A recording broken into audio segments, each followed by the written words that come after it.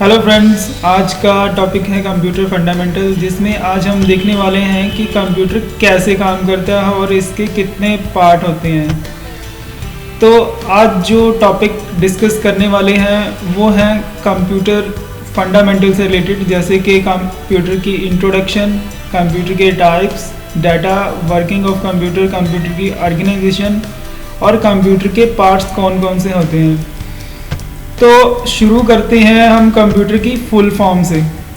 तो वैसे तो कंप्यूटर की पहले से कोई फॉर्म डिफाइन नहीं है, फिर भी हमने अपनी तरफ से एक फॉर्म बनाई है। ऐसे ही आप भी अपनी तरफ से कोई भी फॉर्म बना सकते हो, जैसे कि C for commonly, O for operated, M for machine, P for particularly, U for used in, T for trade, E for education and entertainment, R for research। तो इसका मतलब है कि ऐसी मशीन जो कमांड से ऑपरेट होती है और इसका उपयोग पढ़ाई, मनोरंजन और खोजबीन या रिसर्च करने के लिए होता है।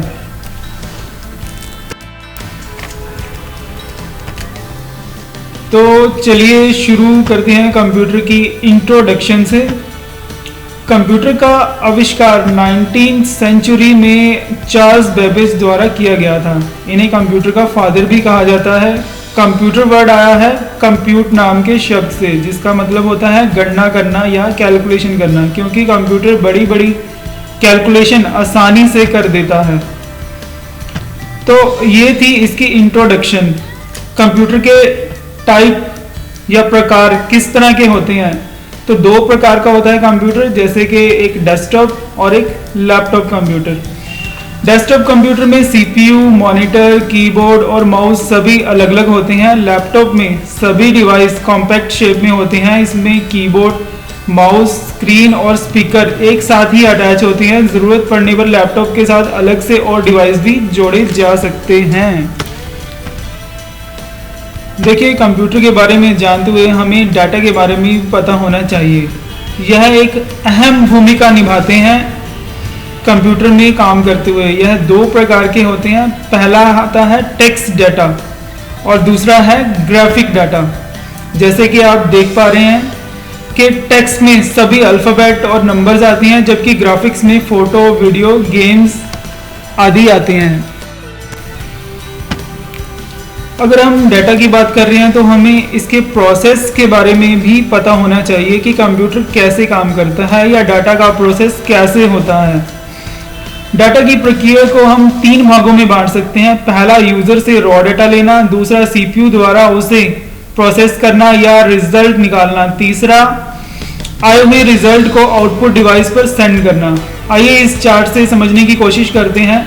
जब हम कंप्यूटर में इनपुट डिवाइस से डाटा इनपुट करते हैं, जैसे कीबोर्ड, माउस आदि, इनपुट होने के बाद डाटा स्टोरेज यूनिट में जाता है, जहां यह स्टोर होता है। स्टोर होने के बाद अगर इसमें कोई कैलकुलेशन है तो वह ALU यानी अर्थमेटिक लॉजिक यूनिट में जाता है। ALU उसे कैलकुलेट करके वापस स्टोरेज यूनिट में भेजता है और वहीं से कंट्रोल यूनिट हमारे रिजल्ट को आउटपुट डिवाइस पर सेंड करता है।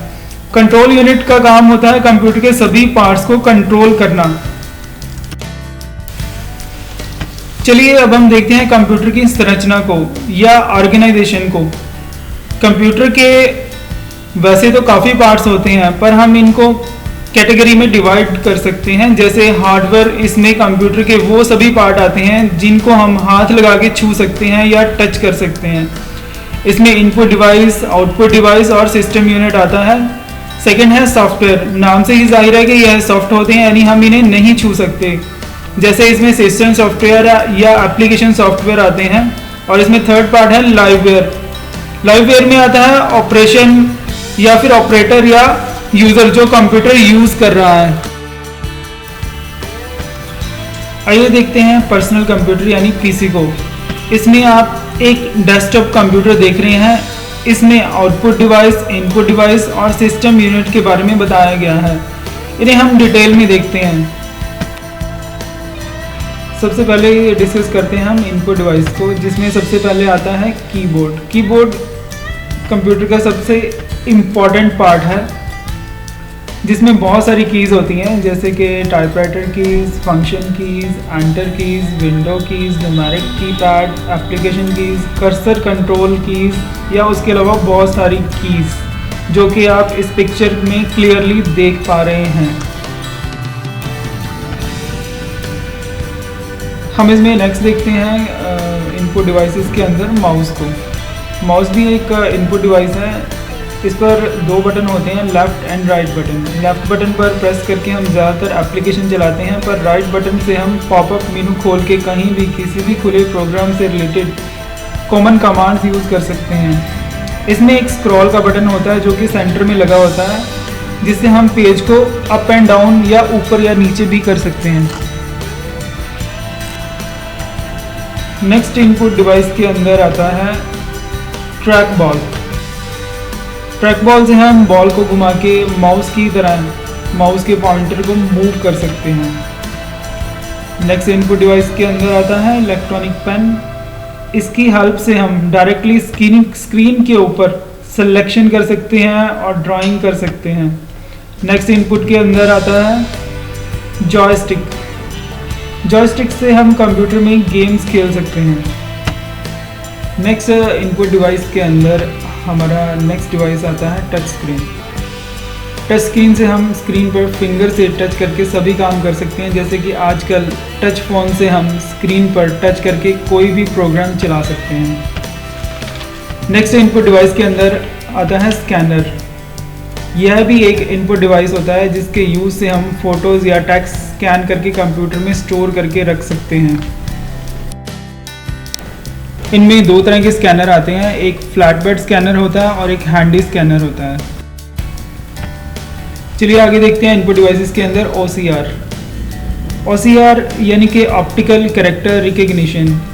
इसके ज़रिए हम किसी भी पेज या टेक्स्ट को स्कैन कर सकते हैं और उसे फ़ोटोज़ या टेक्स्ट के रूप में स्टोर करके कंप्यूटर पे रख सकते हैं। इनपुट डिवाइस में हमारा नेक्स्ट डिवाइस है OMR यानी कि ऑप्टिकल मार्क रीडर। यह भी एक स्कैनिंग डिवाइस है। ये डिवाइस किसी भी पेंसिल या पेन के सिंबल को आइडेंटिफाई करता है। जैसे कभी आपने कोई भी गवर्नमेंट एग्ज़ाम दिया होगा जिसमें एक क्वेश्चन के 4 आंसर्स होते हैं और आंसर्स को पेंसिल से मार्क करना होता है। ऐसी आंसर शीट को OMR मशीन से चेक किया जाता है। इसमें मिनटों में हज़ारों शीट्स चेक की जा सकती हैं। नेक्स्ट इनपुट डिवाइस के अंदर आता है bar code reader.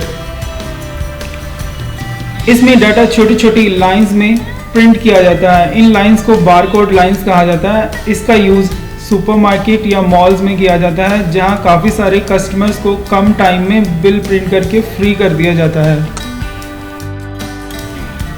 Next input device के अंदर आता है MICR यानी कि मैग्नेटिक इंक कैरेक्टर रिकग्निशन।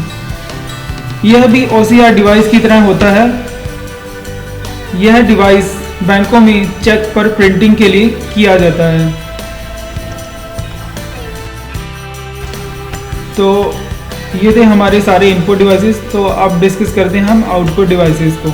तो हमारा सबसे पहला आउटपुट डिवाइस है मॉनिटर, LCD या फिर LED। तो मॉनिटर यह एक पॉपुलर डिवाइस है। इसमें CRT यानी कि कैथोड रे ट्यूब का यूज़ होता है, पर आजकल CRT की जगह LCD या LED स्क्रीन भी यूज़ होती हैं। नेक्स्ट हमारा आउटपुट डिवाइस है प्रिंटर। प्रिंटर इसका कार्य भी डाटा को हार्ड फॉर्म में किसी भी पेपर पर प्रिंट करना होता है। वो प्रिंटर भी कई तरह के आते हैं, जैसे पहला है DMP यानी कि dot matrix printer.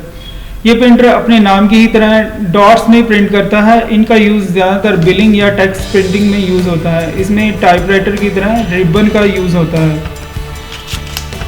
Output device के अंदर अगर हम प्रिंटर की बात कर रहे हैं तो नेक्स्ट इसके अंदर आता है इंकजेट प्रिंटर। यह प्रिंटर फोटो और टेक्स्ट दोनों को प्रिंट करने के काम में आता है। यह इंक को हेड की मदद से पेपर पर कलर की ड्रॉप्स डालकर प्रिंट करता है। सेकेंड आउटपुट डिवाइस में हम देखते हैं लेज़र प्रिंटर को। यह भी एक आउटपुट डिवाइस है। यह प्रिंटर लेज़र बीम द्वारा प्रिंट करता है। इसमें ड्राई इंक यूज़ होती है। इसमें ग्राफिक्स और टेक्स्ट दोनों प्रिंट हो सकते हैं। इसकी प्रिंटिंग स्पीड इंकजेट और डीएमपी दोनों से तेज़ होती है। नेक्स्ट आउटपुट डिवाइस में आती हैं ऑफसेट प्रिंटर्स या फिर प्लॉटर्स।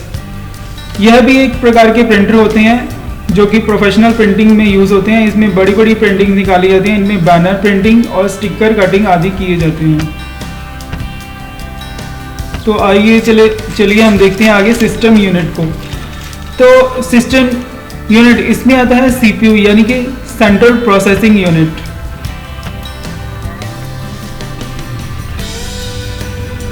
इसे कंप्यूटर का ब्रेन भी कहा जाता है। इसके पार्ट्स कुछ इस प्रकार हैं, जैसे कि motherboard, processor, RAM, hard disk drive, CD, DVD ROM, floppy disk drive, expansion cards.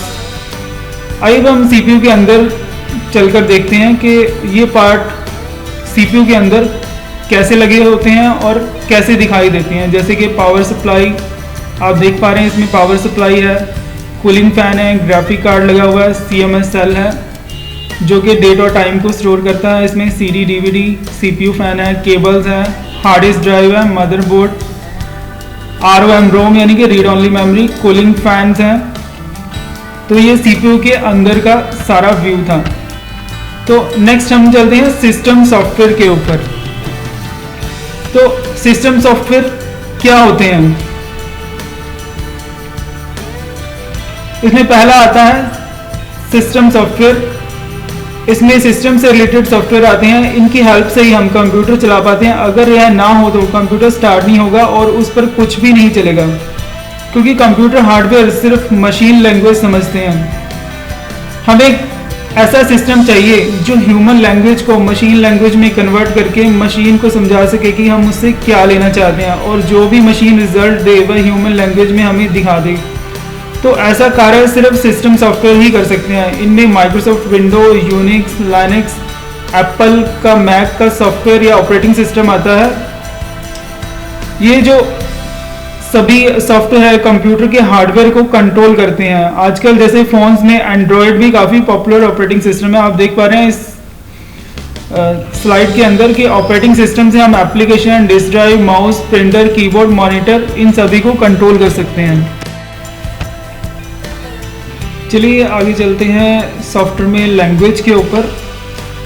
Computer सिर्फ मशीन की भाषा समझता है, उसे ह्यूमन लैंग्वेज यानी हमारी भाषा समझने के लिए सॉफ्टवेयर की ज़रूरत पड़ती है। तो यह सभी सॉफ्टवेयर लैंग्वेज के अंदर बनते हैं। लैंग्वेज 3 प्रकार की होती है: low level language, high level language और एडवांस हाई लेवल लैंग्वेज। तो सबसे पहले हम डिस्कस करते हैं लो लेवल लैंग्वेज में। तो लो लेवल लैंग्वेज के अंदर आती है असेंबली लैंग्वेज। ये जो लैंग्वेज है ये काफ़ी मुश्किल होती है। इसमें कोई भी गलती होने पर आसानी से चेंज नहीं किया जा सकता। इसका यूज़ हार्डवेयर लेवल के प्रोग्राम बनाने के लिए किया जाता है। नेक्स्ट इसमें आता है हाई लेवल लैंग्वेज। इसमें C++, जावा जैसी लैंग्वेज आती हैं। इसे आसानी से समझा जा सकता है, इसमें आसानी से चेंज भी किया जा सकता है। इसके लिए हमें हार्डवेयर की ज़्यादा जानकारी होना ज़रूरी नहीं है। इसका यूज़ एप्लीकेशन सॉफ्टवेयर बनाने के लिए भी किया जाता है। और इसमें नेक्स्ट हमारा है एडवांस हाई लेवल लैंग्वेज। इसमें आती है कुछ एडवांस फीचर। इनमें लैंग्वेज के अंदर कोड लिखने की ज़रूरत नहीं पड़ती। इसमें ग्राफिकली माउस के साथ ही हम प्रोग्राम को डिज़ाइन कर सकते हैं। जैसे हम इसमें एग्जांपल के लिए SQL ले सकते हैं, यानी कि स्ट्रक्चर क्वेरी लैंग्वेज। नेक्स्ट इसमें आता है एप्लीकेशन सॉफ्टवेयर। एप्लीकेशन सॉफ्टवेयर में आते हैं वह सभी सॉफ्टवेयर जो कि हाई लेवल लैंग्वेज में बनाए जाते हैं, जिनको हम इंस्टॉल करके यूज़ कर सकते हैं। जैसे कि MS ऑफिस, ग्राफिक सॉफ्टवेयर हो गए, अकाउंट सॉफ्टवेयर हो गए, म्यूज़िक प्लेयर हो गए या वीडियो प्लेयर हो गई। तो ये थी हमारी कंप्यूटर के बारे में बुनियादी जानकारी, यानी कि फंडामेंटल। अगर यह सब आपको अच्छा लगा तो आप हमारे फेसबुक पेज को लाइक करें और यूट्यूब पर सब्सक्राइब करके और भी इंटरेस्टिंग वीडियो और जानकारी ले सकते हैं। Thank you.